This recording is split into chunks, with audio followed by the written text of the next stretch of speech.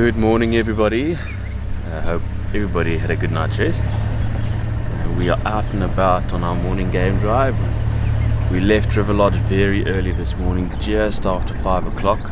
It's now 20 past 5, and the sun has not even peeked its head over the horizon, so we are in the field at the best time possible, and probably my favorite time to be in the bush as well. You can hear the birds are starting to wake up, that dawn chorus, and it's quite a special time in the bush. But apart from that, obviously the mornings are always quite exciting because we don't know what happened during the evening.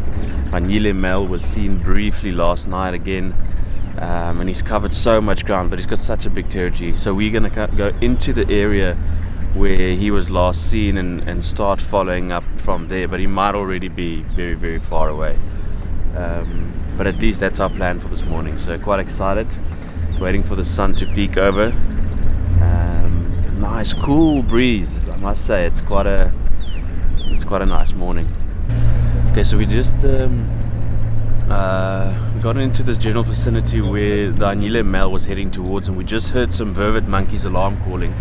We're going to try and get a little bit closer and then have a look, see if we can... Pierre, do you smell that? That's leopard scent mark. Smell that. Yeah. Smells like popcorn. Smells like popcorn. Very sweet smell. Okay, let's keep going.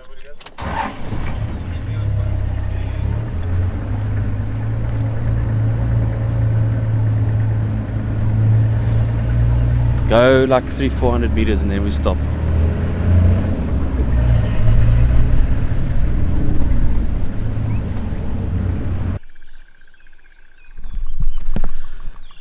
We're just driving through this little drainage line, and we came across a brown-hooded kingfisher. It's a beautiful, beautiful bird.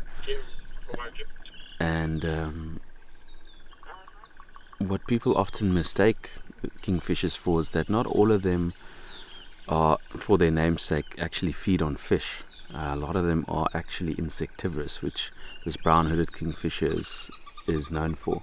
So they feed on small insects, grasshoppers, butterflies, crickets, those types of things. So contrary to what their name is, in the family that they fall into of kingfishers, this specific species actually feed on insects. So there's actually a number of different species that we find in this area. So the brown-hooded kingfisher being one. Closer towards the river you find pied kingfisher, giant kingfisher, as well as malachite kingfishers. Those are predominantly all fish feeding kingfishers. And then there's a number of insectivorous kingfishers like the brown-hooded kingfisher, the woodlands kingfisher as well, which should be coming back pretty soon. The sound of summer, they call it. But yeah, that was quite nice, just in beautiful light. Let's keep going.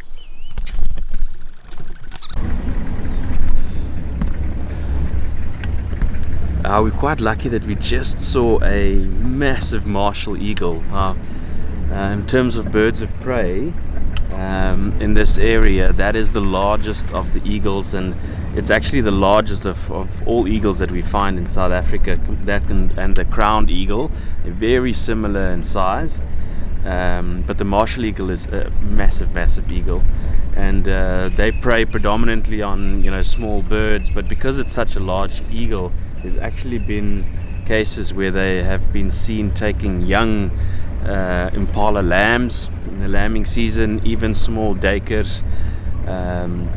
So it's a very, very powerful bird, and they're actually powerful enough to take off with something that big in their talons. So that was quite a nice sight to see. We actually, when it flew off and it landed again, there was actually a brown snake eagle that kind of mobbed it a little bit, as well as a Wahlberg. So that was a great little sighting. It was brief, but it was still very, very nice. We've got some fresh signs of a herd of elephants that have moved through here, and often what you try to do to establish the direction of these elephants, obviously I'll show you the dung right now, and that's incredibly fresh because it's still moist. and kind of warm. If you put your hand over it, you don't have to touch it. But you can see it's quite fresh. And then if you look at the tracks, I'm going to go a little bit further down and try to look back, see what's going to be the best way of explaining it, where we can actually see the tracks.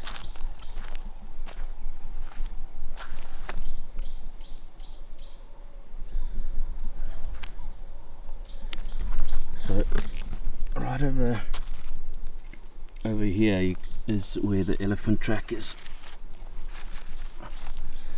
and what often happens with an elephant, to determine direction, the back of the track is generally quite flat, almost like when your heel is pushed down as we walk, and then at the front there's usually a little scuff mark where the toe pushes the soil forward. So we are heading in the right direction, and maybe we get lucky and we see this herd of elephants. There have been quite a lot of elephants over the last couple of days, so there's a good chance we might see them. Oh, we just located a leopard. It looks like a female. We're just gonna see where she's gonna come out. I think she's gonna come out right in front of us here. Okay, stop here. Stop. Whoa, how quickly did that happen? Yes.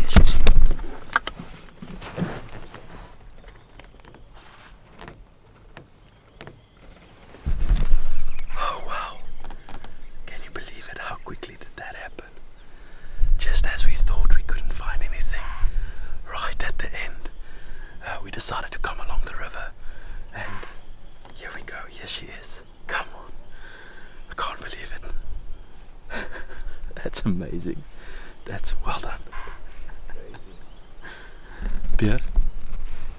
That's amazing.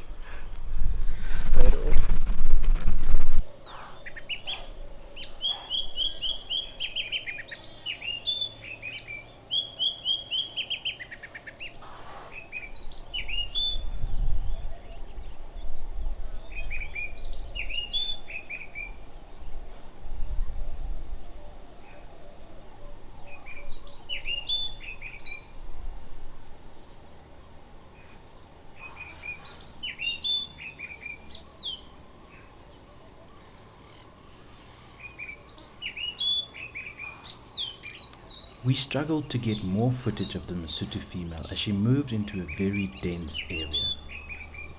Fortunately, we managed to capture a couple of nice photos of the Masutu female before she moved into the thickets. We could see that she hasn't eaten for a couple of days and decided to leave her to her own devices.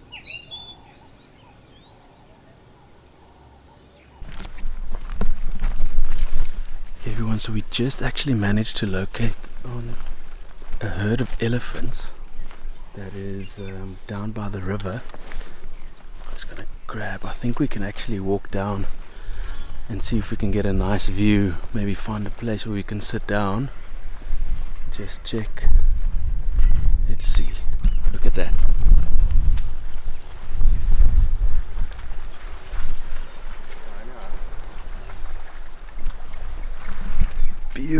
Beautiful sight. Wow, this is pretty special.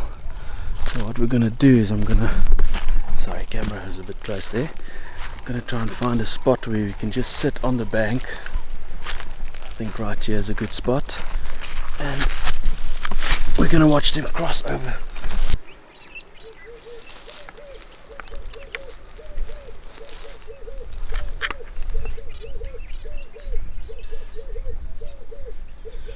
So it's quite a nice little place that we found. You're right on the banks of the Sabi River. We just quickly jumped out of the vehicle because it's quite a nice steep embankment, and it's given us a safe position to just come and view these elephants as they're crossing the Sabi River into the Kruger National Park. And it's such a special sighting to watch a herd of elephants nice in the open and now in the water, drinking. It's been a very, very warm day, so this is just such a nice place for them to cool down. Obviously get a good fill of water and then move on.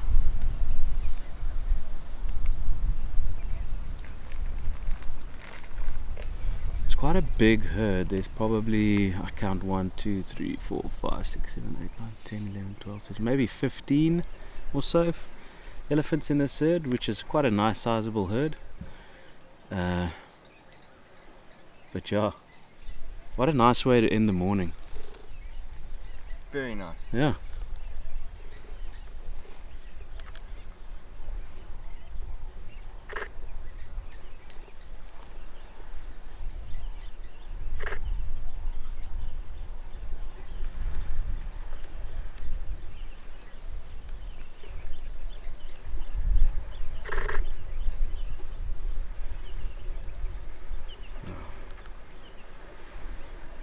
You can see now the matriarch it's interesting, this behavior. So that's a young bull over there, but I'm assuming the matriarch has just decided, okay, enough is enough, and now we're going to move on. And there they go, the whole herd on their way.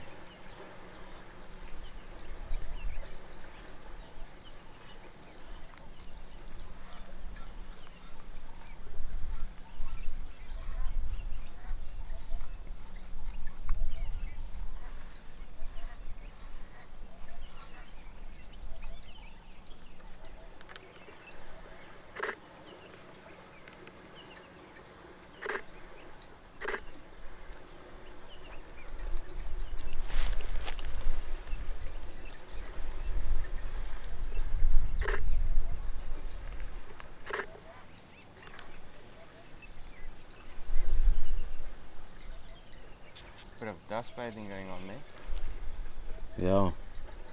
So what Pierce just pointed out is that they are busy dust bathing. So they use their trunk and they basically throw sand on their backs, and that's part of a way of how they would kind of protect themselves from the sun, cool down to an extent, get rid of parasites. They don't have the luxury like other mammal species where the oxpeckers come and sit on them and get rid of certain parasites. So this has got a dual purpose, this dust bathing. You can see a lot of them doing it now, especially just after one of the adults have done it. You'll see a lot of the little ones mimicking the adults. Oh, what a beautiful sight. Wow.